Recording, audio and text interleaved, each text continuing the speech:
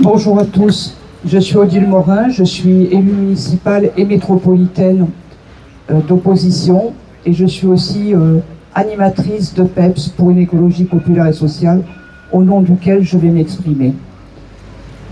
Beaucoup de choses ont été dites sur lesquelles je suis en accord et sur lesquelles je ne reviendrai pas. Je voudrais revenir quand même par contre sur certains points. La question de la mise en danger, la question de la mutilation, la question de la blessure volontaire, la question de la création de handicap.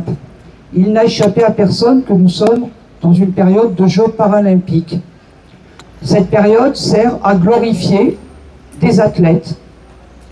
On peut se poser la question de pourquoi est-ce qu'on ne les glorifie pas au même titre que les autres athlètes, et dans le même temps, c'est encore une autre forme de ségrégation. Mais c'est aussi le maximum de dépolitisation de la question du handicap. C'est-à-dire que d'un côté, on va vanter les exploits d'athlètes, et de l'autre, on va créer des personnes handicapées. On va créer du handicap.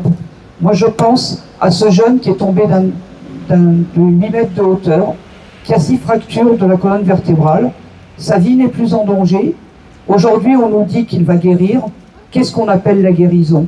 Qu'est-ce qu'on appelle la guérison dans une société validiste?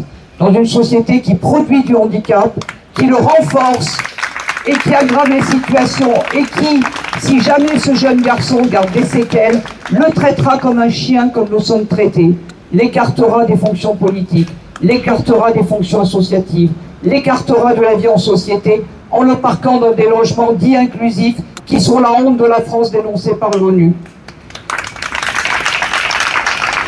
Alors que, effectivement, si nous n'étions pas dans une société validiste, un accident pourrait effectivement conduire ce jeune à être tétraplégique, paraplégique, ou tout simplement à garder des séquelles douloureuses qui compliqueraient sa vie.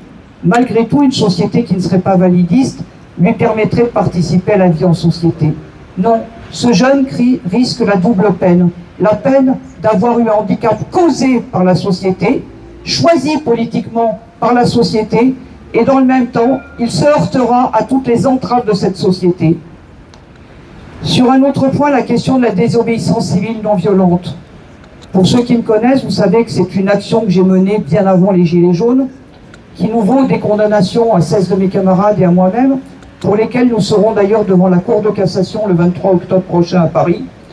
Et nous espérons à cette occasion une décision historique de la Cour de cassation, et qui permettrait de reconnaître une fois de plus la portée du droit à la désobéissance civile non violente. Je rappelle que la désobéissance civile non violente, ça relève, selon la Cour européenne des droits de l'homme, de la liberté d'expression, de la liberté de réunion et de l'état de nécessité. Il est temps aujourd'hui que la Cour de cassation s'aligne sur le droit européen et reconnaisse à tous les militants antivalidistes, écologistes et dans tous les autres secteurs où règnent des problèmes de domination et d'oppression, que cette désobéissance civile nous soit reconnue. Pourquoi? Parce qu'on ne vient pas par plaisir faire de la désobéissance civile. On ne vient pas par plaisir manifester. On le fait parce que le dialogue social a échoué. Et c'est bien le problème aujourd'hui. C'est que le dialogue social a échoué. Et qu'il est temps de restaurer ce dialogue social. Il est temps de cesser la répression. Il est temps de cesser de meurtrir, d'handicaper et d'écarter la société. Voilà, je m'arrête là.